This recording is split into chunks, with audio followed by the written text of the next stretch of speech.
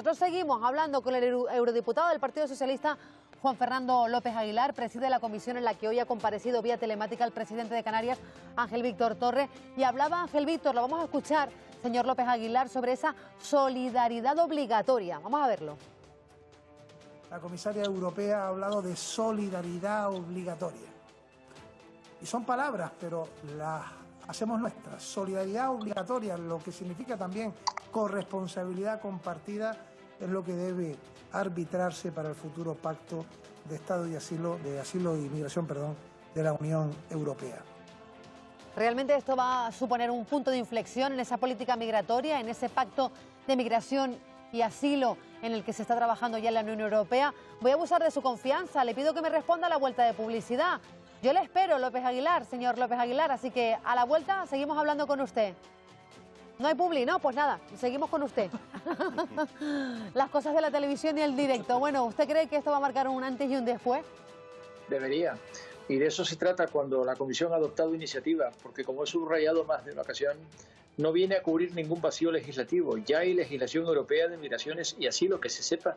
El Parlamento Europeo ha adoptado esa legislación. Es cierto que el procedimiento legislativo europeo es sofisticado, es cierto que es complejo, es cierto que toma tiempo, porque requiere toda una tramitación en el Parlamento Europeo que se resuelve finalmente en una votación por mayoría y después el Consejo, que es la reunión de los gobiernos de los Estados miembros, debe adoptar una posición común conforme.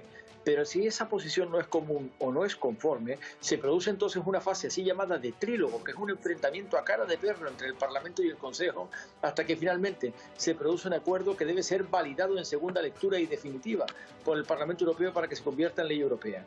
En esta ocasión, el llamado New Migration and Asylum Pact se compone nada menos que de 5 leyes europeas, 5 nuevas leyes europeas, que esos son los reglamentos, son directamente vinculantes para los Estados miembros e invocables por los ciudadanos ante los tribunales de justicia.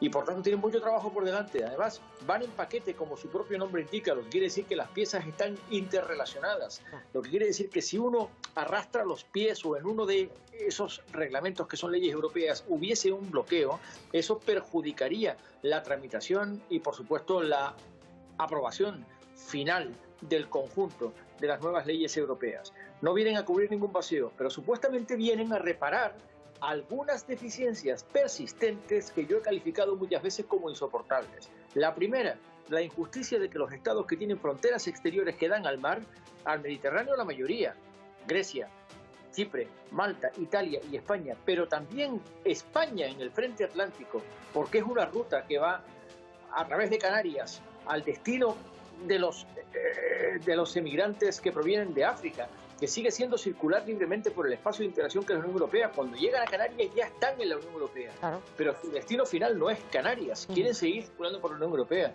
Por lo tanto, eso requiere una respuesta europea que no sobrecargue a los estados que tienen fronteras exteriores. Y segundo, que haga frente a los clamorosos incumplimientos del derecho hasta ahora legislado. Y eso tiene que ver con el incumplimiento clamoroso que ha habido hasta la fecha del mandato de solidaridad vinculante y de responsabilidad compartida, que es el que ha subrayado Ángel Víctor Torres ante la comisión que presido, con mucha razón.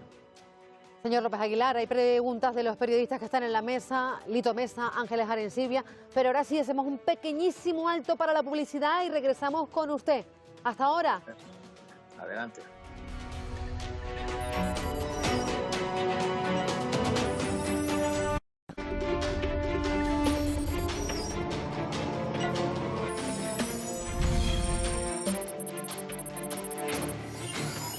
Ya de vuelta, gracias Juan Fernando López Aguilar, eurodiputado del Partido Socialista, presidente de la comisión en la que ha comparecido hoy Ángel Víctor Torres. Le decía antes de irnos a publicidad que los periodistas también le querían plantear preguntas.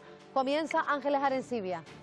Buenas tardes, señor López Aguilar. Buenas tardes. Usted acaba de describir el proceso que va a seguir esta pretensión, ¿no? Este pacto sobre migración y asilo, o sea que nos queda todavía un tiempo, ¿no? Usted esta mañana en la radio pública canaria, hablaba de año y medio. Mi pregunta es en este periodo en el que todavía Europa está decidiendo cómo va a ser su política, ¿qué podemos esperar en Canarias de Europa? ¿Qué podemos esperar en este trámite, ¿no? Bien, agradezco la pregunta porque me brinda la ocasión de compartir con quienes nos escuchan o nos ven Una pedagogía que es necesaria y exigible a quien ejerce un cargo público, un oficio público, y esto va a la gente en serio. Explicar las cosas como son. Sería insensato pretender que el Parlamento Europeo legisla en 2 o 3 meses. Eso no es verdad. Ni siquiera en las leyes europeas de menor extensión o envergadura.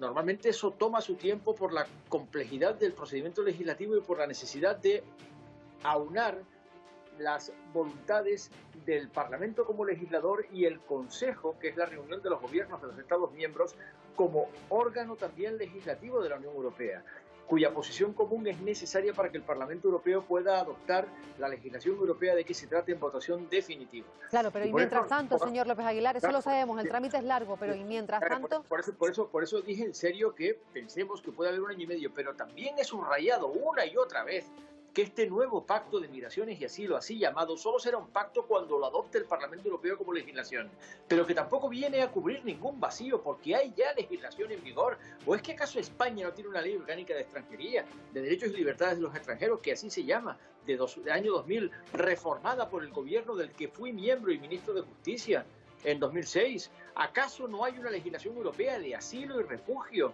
de 2009, que además transpone la Convención de Ginebra de Derecho, Estatuto del Refugiado, que vincula a España porque la ha firmado como derecho internacional y le obliga? ¿Acaso no hay una legislación europea en materia de migraciones y asilo? Se le ha explicado muchas veces, la legislación europea de migraciones incluye el Código Europeo de Visas, el Código Schengen, incluye la Directiva de Retorno, a la que me opongo y que combato, incluye la agencia Frontex y su regulación, reformada bajo mi mandato en la presidencia de la Comisión de Libertades y Asuntos de Interior. Pero también la legislación de asilo, que es el llamado paquete de asilo, incluye el reglamento de Dublín, el reglamento de procedimientos, de cualificaciones para el estatuto de asilado y refugiado, las condiciones de recepción y acogida.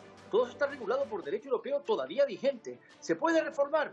Puede, pero ya hay un derecho legislado en vigor, por tanto no hay ningún vacío normativo. Y hay también un programa de realojamientos vinculante, artículo 33 del reglamento de Dublín, que está siendo incumplido por los Estados miembros. Es sido incumplido clamorosamente durante su vigencia y ahora de muy difícil práctica como consecuencia de la pandemia, la restricción de vuelos internacionales y el restablecimiento de fronteras interiores de la Unión.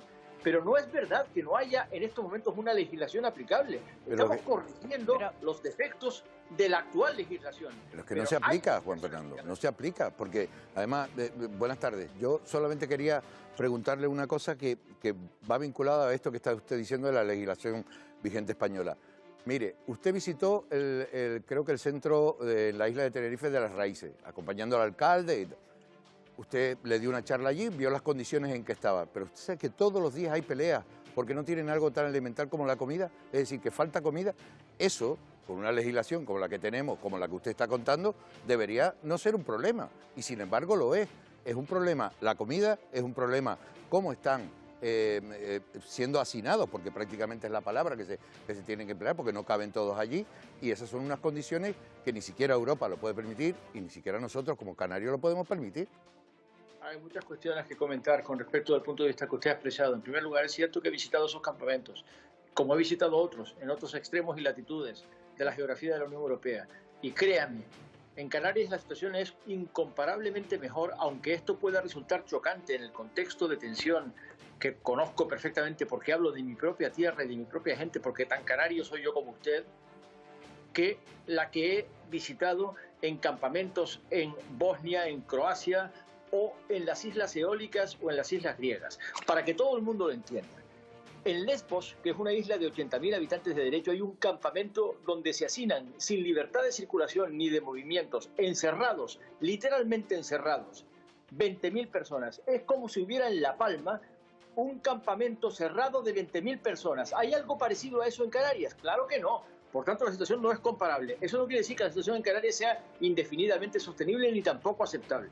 Pero no es comparable lo que llama hacinamiento con respecto de lo que hay en otros rincones de Europa. Y es cierto que la legislación europea, por más que sea vinculante, es incumplida, como se incumplen las leyes españolas, como se incumple el Código Penal cada vez que se delinque, como se incumplen las legislaciones administrativas cada vez que se viola una regla de procedimiento. Eso no quiere decir que no haya mecanismos de reparación, y afortunadamente hay jueces de vigilancia de los centros de internamiento de extranjeros que velan por sus derechos. y hay abogados de extranjería que tienen la obligación de proporcionarles la asistencia legal a la que tienen derecho, y ellos pueden reivindicar también, en su caso, protección internacional o demandas de asilo. Otra cosa será su tramitación, o no digamos que al final del procedimiento la administración les dé la razón, en el sentido de que sean personas perseguidas en su país de origen y que no puedan retornar sin riesgo de su vida o de su integridad personal. Pero dicho esto, he visitado sus campamentos y créame, las tensiones que se producen no es porque haya una falta absoluta de asistencia humanitaria que se materializa incluso en la falta de comida. Hay 3 comidas al día proveídas naturalmente por la administración competente asistencial con fondos europeos. Otra cosa es que puede haber tensiones porque no hablan el mismo idioma, no profesan la misma religión, no provienen de los mismos países, no se conocen entre sí.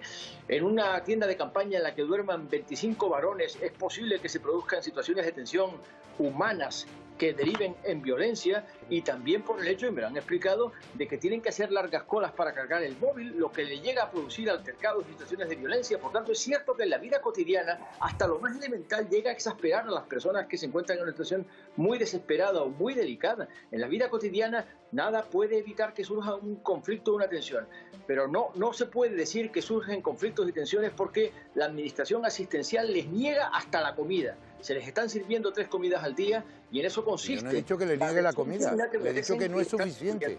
O sea, que los altercados se producen porque no es suficiente la comida.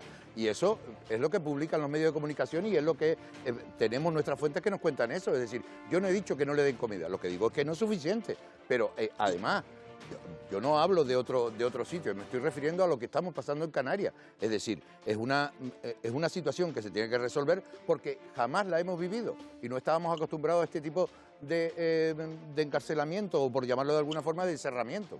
Y usted lo sabe muy bien. Sí, es una situación dura, sin duda ninguna. Insisto que no es aceptable ni es sostenible en el tiempo. Ahora, créame que hay que como mínimo comprender que las medidas que se han adoptado han sido necesariamente medidas repentizadas al hilo de los acontecimientos, provisionales, insatisfactorias y, por supuesto, insostenibles. Pero son medidas que han intentado responder ante una situación abrupta que claramente ha rebasado las capacidades de respuesta de las administraciones locales y que está pidiendo urgentemente un encadenamiento, una conglomeración eficiente de instancias de respuesta que vaya desde lo local, por ejemplo, el Ayuntamiento de La Laguna de las Raíces, hasta lo supranacional, es decir, la Comisión Europea y el Parlamento Europeo que legisla.